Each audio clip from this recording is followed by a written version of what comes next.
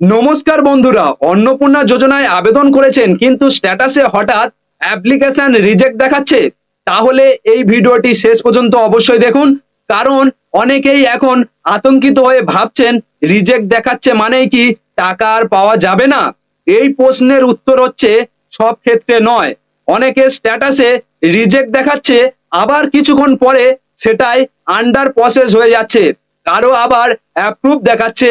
এমনকি অনেক ক্ষেত্রে পুরো পেজ ফাঁকা বা ব্ল্যাঙ্ক হয়ে যাচ্ছে। তাহলে আসল সত্যিটা কি? আজকের এই ভিডিওতে আমরা অফিসিয়ালি পোর্টালের যে 4 ধরনের স্ট্যাটাস দেখা যাচ্ছে, application approve, application under process, application reject এবং পেমেন্ট ফেল, এই 4টি স্ট্যাটাসের আসল অর্থ খুব সহজ ভাষায় বুঝিয়ে দেব। শুধু তাই নয়, যদি আপনার আবেদন বর্তমানে রিজেক্ট দেখায় তাহলে কি কারণে এমন হতে পারে, কোন ভুলগুলো সংশোধন করলে ভবিষ্যতে আবেদন গ্রহণ হতে পারে, আর কোন ক্ষেত্রে সংশ্লিষ্ট সরকারি অফিসে যোগাযোগ করা দরকার সেটাও আলোচনা করব। তাই শুরুতেই একটি অনুরোধ, ভিডিওটি যদি তথ্যবহুল মনে হয় তাহলে একটি লাইক করে দিন, আর যদি এখনো আমাদের চ্যানেলটি সাবস্ক্রাইব না করে থাকেন তাহলে এখনই সাবস্ক্রাইব করে পাশে থাকা বেল আইকনে ক্লিক করে অল নোটিফিকেশন চালু করে রাখুন। এতে সরকারি প্রকল্পের ভাতা, রেশন এবং গুরুত্বপূর্ণ আপডেট সবার আগে জানতে পারবেন। এবার আসা যাক মূল বিষয়ে। গত কয়েকদিন ধরে অন্নপূর্ণা যোজনার পোর্টালে লক্ষ লক্ষ মানুষ একসঙ্গে নিজেদের স্ট্যাটাস চেক করছেন, ফলে অনেক ব্যবহারকারী বিভিন্ন ধরনের সমস্যা দেখছেন। কারো রিজেক্ট, কারো আন্ডার প্রসেস, কারো অ্যাপ্রুভেড, আবার কারো কোনো স্ট্যাটাসই ঠিকমতো দেখা যাচ্ছে না। এই ধরনের পরিস্থিতিতে প্রথমেই আতঙ্কিত না হয়ে নিজের আবেদন ও নথির তথ্য যাচাই করা গুরুত্বপূর্ণ। মনে রাখবেন, পোর্টালে একটি স্ট্যাটাস দেখা মানেই সেটি সবসময় চূড়ান্ত সিদ্ধান্ত এমন নয়। অনেক সময় প্রযুক্তিগত সমস্যা, ডেটা আপডেট বা যাচাই প্রক্রিয়া চলার কারণেও স্ট্যাটাস পরিবর্তিত হতে পারে। তাই গুজব বা সোশ্যাল মিডিয়ায় অপমানিত তথ্যের ওপর ভরসা না করে শুধুমাত্র সরকারি আপডেট এবং নিজের আবেদন সংক্রান্ত তথ্যের ওপর নির্ভর করুন। এখন প্রশ্ন হচ্ছে, অ্যাপ্রুভেড মানে কি, আন্ডার প্রসেস মানে কি, রিজেক্ট হলে কি সত্যি সব শেষ, আর পেমেন্ট ফেল দেখালে কি করতে হবে? এই 4টি স্ট্যাটাসের আসল অর্থ এবার একে একে জানাবো। তো বন্ধুরা, এবার একে একে জেনে নেওয়া যাক পোর্টালে যে স্ট্যাটাসগুলো দেখা যাচ্ছে সেগুলোর আসল অর্থ কি। প্রথম স্ট্যাটাস, অ্যাপ্লিকেশন অ্যাপ্রুভেড। যদি আপনার স্ট্যাটাসে অ্যাপ্লিকেশন অ্যাপ্রুভেড দেখায় তাহলে এটি একটি ইতিবাচক লক্ষণ। এর অর্থ হলো আপনার আবেদন এবং প্রয়োজনীয় নথিগুলি প্রাথমিক বা চূড়ান্ত যাচাইয়ের গ্রহণ করা হয়েছে। আপনি যদি সমস্ত যোগ্যতার শর্ত পূরণ করে থাকেন তাহলে পরবর্তী ধাপে অর্থ প্রদান প্রক্রিয়া সম্পূর্ণ হতে পারে। তবে একটি বিষয় মনে রাখবেন, অ্যাপ্রুভেড দেখালেই সব ক্ষেত্রে সঙ্গে সঙ্গে টাকা ব্যাংক অ্যাকাউন্টে পৌঁছে যাবে এমন নয়। অনেক সময় টাকা পাঠাতে কয়েক দিন সময় লাগতে পারে, আবার ব্যাংকের প্রসেসিং এর কারণেও দেরি হতে পারে। তাই শুধু এসএমএস এর অপেক্ষা না করে মাঝে মাঝে আপনার ব্যাংক পাসবই আপডেট করুন বা ব্যাংক স্টেটমেন্ট চেক করুন। অনেক ক্ষেত্রেই দেখা যায় এসএমএস না এলেও টাকা অ্যাকাউন্টে জমা হয়ে গেছে। দ্বিতীয় স্ট্যাটাস, অ্যাপ্লিকেশন আন্ডার প্রসেস। এবারে আসি অ্যাপ্লিকেশন আন্ডার প্রসেসে। অনেকের স্ট্যাটাসে এই লেখাটি দেখা যাচ্ছে। এর সহজ অর্থ হলো আপনার আবেদন এখনো যাচাইয়ের পর্যায়ে রয়েছে, অর্থাৎ সংশ্লিষ্ট দপ্তর আপনার দেওয়া তথ্য, আধার, ভোটার আইডি, ব্যাংকের তথ্য বা অন্যান্য নথি মিলিয়ে দেখছে। এই পর্যায়ে আপনার আবেদন গ্রহণও হয়নি, আবার বাতিলও হয়নি, এখনো সিদ্ধান্ত নেওয়া বাকি। তাই যাদের আন্ডার প্রসেস দেখাচ্ছে তাদের আতঙ্কিত হওয়ার কোনো কারণ নেই। এই সময়ে বারবার নতুন আবেদন করার চেষ্টা করবেন না।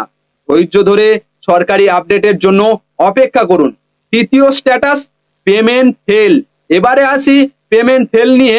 অনেকেই কমেন্ট করেছেন, আমার অ্যাপ্রুভেড ছিল কিন্তু এখন পেমেন্ট ফেল দেখাচ্ছে।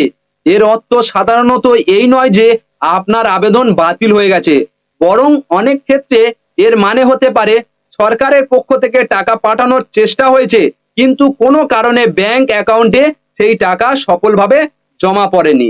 এর সম্ভাব্য কারণ হতে পারে আধারের সাথে ব্যাংক অ্যাকাউন্টের ডিবিটি, সঠিকভাবে সংযুক্ত না থাকা, ব্যাংকের কেওয়াইসি অসম্পূর্ণ থাকা, ব্যাংক অ্যাকাউন্ট নিষ্ক্রিয় বা ফ্রিজ হয়ে থাকা, ভুল ব্যাংক তথ্য বা অন্যান্য কোনো প্রযুক্তিগত সমস্যা। এমন পরিস্থিতিতে যত দ্রুত সম্ভব নিজের ব্যাংকে গিয়ে বিষয়টি যাচাই করুন।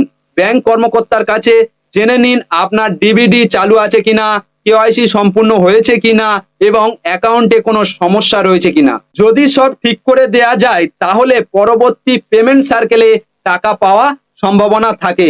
এখন সবচেয়ে গুরুত্বপূর্ণ প্রশ্ন, যাদের স্ট্যাটাসে অ্যাপ্লিকেশন রিজেক্ট দেখাচ্ছে তাদের কি হবে? রিজেক্ট মানে কি সব শেষ, নাকি কিছু ক্ষেত্রে আবেদন আবার ঠিক করে অনুমোদন পাওয়ার সুযোগ থাকতে পারে? তো বন্ধুরা, এবারে আসি সবচেয়ে গুরুত্বপূর্ণ বিষয়, অ্যাপ্লিকেশন রিজেক্ট। অনেকের পোর্টালে এই স্ট্যাটাস দেখানোর পর থেকেই স্বাভাবিকভাবেই দুশ্চিন্তা শুরু হয়ে গেছে। অনেকেই ভাবছেন আমার আবেদন কি তাহলে একেবারে বাতিল হয়ে গেল, আমি কি আর কোনোদিন এই প্রকল্পের সুবিধা পাবো না? প্রথমেই একটা কথা পরিষ্কার করে রাখি, শুধু রিজেক্ট লেখা দেখালেই বা দেখলে চূড়ান্ত সিদ্ধান্তে পৌঁছে যাবেন না। যদি আপনার আবেদন সত্যি অযোগ্যতার কারণে বাতিল হয়ে থাকে তাহলে সেটি একটি বিষয়, কিন্তু অনেক সময় নথির তথ্য অমিল, সম্পূর্ণ তথ্য বা প্রযুক্তিগত কারণে আবেদন গো নাও হতে পারে। তাই আগের কারণ জানা জরুরি। কি কি কারণে আবেদন রিজেক্ট দেখাতে পারে? প্রথম কারণ হতে পারে তথ্যের অমিল। ধরুন আধার কার্ডে আপনার নাম একভাবে লেখা আছে কিন্তু ভোটার কার্ডে বানান আলাদা, আবার জন্ম তারিখ বা ঠিকানার মিল নেই। এই ধরনের অমিল থাকলে আবেদন যাচাইয়ের সময় সমস্যা হতে পারে। দ্বিতীয় কারণ হতে পারে ভুল তথ্য এন্ট্রি। অনেকেই সাইবার ক্যাফে বা অন্য কারোর মাধ্যমে আবেদন করেন, সেখানে টাইপিং এ ভুল, মোবাইল নম্বর ভুল, ব্যাংক অ্যাকাউন্ট নম্বর বা আইএফসি কোডে ভুল থাকলে আবেদন আটকে যেতে পারে। তৃতীয় কারণ হতে পারে অসম্পূর্ণ বা ভুল নথি। যদি কোনো প্রয়োজনীয় নথি পরিষ্কার না থাকে বা তথ্য মিল না খায় তাহলে আবেদন গ্রহণের সময় তা সমস্যা হতে পারে। তাহলে এখন কি করবেন? প্রথমেই আতঙ্কিত হবেন না। যদি আপনার স্ট্যাটাসে রিজেক্ট দেখায় তাহলে নিজের আবেদনপত্র দেয়া সমস্ত তথ্য একবার ভালো করে মিলিয়ে নিন। বিশেষ করে আধার কার্ডের নাম, ভোটার কার্ডের নাম, জন্ম তারিখ, bank account number, IFC code, mobile নম্বর, সব তথ্য ঠিক আছে কিনা তা যাচাই করুন। যদি কোথাও ভুল থাকে এবং সরকার ভবিষ্যতে সংশোধনের সুযোগ দেয় তাহলে সেই সুযোগে ভুলগুলো ঠিক করুন। এছাড়া সরকারি দপ্তর থেকে যদি কোনো নোটিশ বা নির্দেশিকা দেওয়া হয় সেটিও অবশ্যই অনুসরণ করুন। একটি গুরুত্বপূর্ণ সতর্কতা, সোশ্যাল মিডিয়া অনেকে বিভিন্ন তারিখ বা নতুন নিয়মের কথা বলছেন, কিন্তু যতক্ষণ না সরকারিভাবে ঘোষণা হচ্ছে ততক্ষণ কোনো তথ্যকে নিশ্চিত বলে ধরে নেবেন না। শুধুমাত্র সরকারি পোর্টাল বা সংশ্লিষ্ট সরকারি দপ্তরের তথ্যের উপরে ভরসা করুন। বন্ধুরা, এবার প্রশ্ন হলো, যদি আবেদন রিজেক্ট হয় তাহলে ভবিষ্যতে কিভাবে সংশোধন করবেন? কোন কোন ডকুমেন্ট সঙ্গে রাখতে হবে আর ব্যাংকের কোন কোন বিষয়গুলো আগে ঠিক করা উচিত? তো বন্ধুরা, এখন আসি সবচেয়ে গুরুত্বপূর্ণ অংশে। আপনার যদি অ্যাপ্লিকেশন রিজেক্ট বা পেমেন্ট ফেল দেখায় তাহলে এই মুহূর্তে কি কি করবেন? প্রথমেই বলি, অযথা দালালের কাছে যাবেন না এবং কোনো টাকা দিয়ে আবেদন ঠিক করানোর চেষ্টা করবেন না। যদি কোনো সংশোধনের সুযোগ সরকার দেয় তাহলে সেটি সরকারি নিয়ম মেনেই করা যাবে। প্রথম কাজ, ব্যাংক অ্যাকাউন্ট যাচাই করুন। অনেক সময় আবেদন অ্যাপ্রুভ হলেও টাকা ব্যাংকে পৌঁছায় না, তাই একবার নিজের ব্যাংকে গিয়ে এই বিষয়গুলো অবশ্যই দেখে নিন। আপনার ডিবিটি ডাইরেক্ট বেনিফিট ট্রান্সফার চালু আছে কিনা, ব্যাংক অ্যাকাউন্টে কেওয়াইসি সম্পূর্ণ হয়েছে কিনা, আধার নম্বর ব্যাংক অ্যাকাউন্টের সঙ্গে সঠিকভাবে লিঙ্ক করা আছে কিনা, অ্যাকাউন্টটি সক্রিয় অ্যাক্টিভ অবস্থায় আছে কিনা, ব্যাংকের কোনো কারণে অ্যাকাউন্টে লেনদেন বন্ধ আছে কিনা। এই বিষয়গুলো ঠিক থাকলে ভবিষ্যতে টাকা পাঠানোর সময় সমস্যা হওয়ার সম্ভাবনা অনেকটাই কমে যায়। দ্বিতীয় কাজ, নিজের নথি মিলিয়ে দেখুন। এবার বাড়িতে বসে একবার সব নথি মিলিয়ে নিন। বিশেষ করে আধার কার্ডের নামের বানান, ভোটার কার্ডে একই বানান আছে কিনা, জন্ম তারিখ দু জায়গায় এক কিনা, ব্যাংক অ্যাকাউন্টের নম্বর ঠিক আছে কিনা, আইএফসি কোড সঠিক কিনা, মোবাইল নম্বর সচল আছে কিনা। একটি ছোট ভুলও অনেক সময় আবেদন যাচাইয়ে সমস্যা তৈরি করতে পারে। তৃতীয় কাজ, আবেদনপত্রের কপি সংরক্ষণ করুন। যারা আবেদন করেছেন তারা অবশ্যই অ্যাপ্লিকেশন আইডির আবেদনপত্রের কপি, আধার কার্ড, ভোটার কার্ড, ব্যাংকের পাসবই এসব নিরাপদে রেখে দিন। ভবিষ্যতে যদি কোনো যাচাই বা সংশোধনের সুযোগ আসে তাহলে এই নথিগুলো কাজে লাগবে। চতুর্থ কাজ, গুজবে কান দেবেন না। এখন সোশ্যাল মিডিয়ায় প্রতিদিন নতুন নতুন খবর ছড়াচ্ছে।